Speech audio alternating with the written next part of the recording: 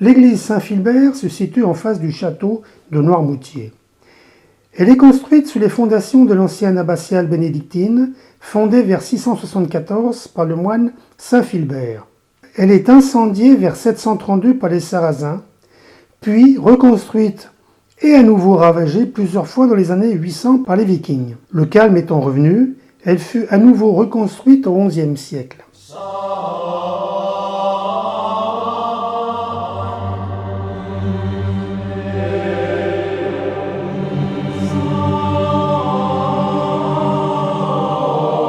La crypte située sous le chœur de l'église est le monument le plus intéressant, une des plus anciennes constructions chrétiennes de l'Ouest.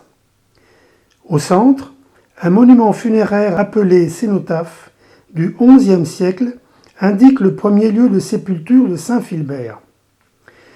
De l'époque mérovingienne ne resteraient que les murs et les embrassements des fenêtres. Les lourdes piles et les voûtes furent édifiées vers le XIIe siècle.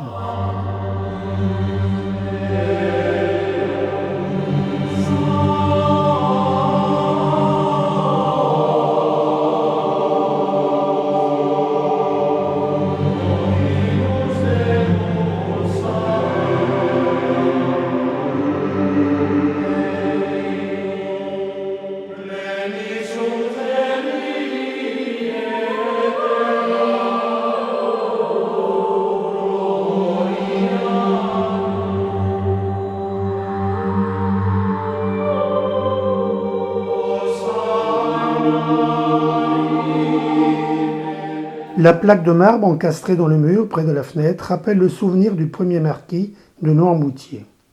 La crypte est classée monument historique depuis 1898. Le transept gauche côté nord est du XVIIe siècle. Ici, le retable de Sainte-Anne, vers 1710, est plus sobre, avec moins de chutes de fleurs. Le tableau central représente Sainte-Anne et Saint Joachim, son époux, avec la Sainte Vierge enfant.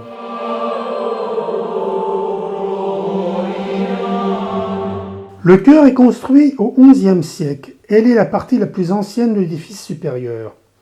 Elle est prolongée au XIIe siècle d'un vaisseau central aux poutres apparentes.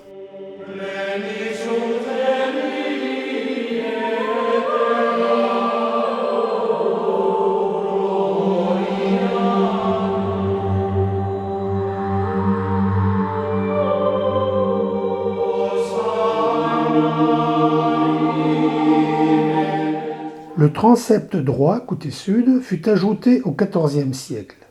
On y trouve le retable du rosaire, vers 1690, qui comporte un tableau rond central représentant la Vierge à l'enfant qui tend un rosaire à Saint-Dominique. Les médaillons représentent Saint Jean et Saint Matthieu. Les statues sont celles de Saint Joseph, de Saint Jean l'Évangéliste, de Saint Clément, patron des marins.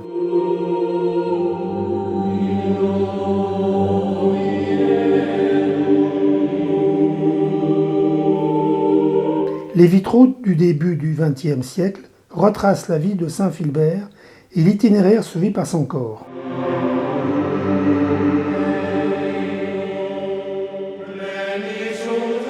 Ces deux en feu, niches funéraires, sont du XIVe siècle.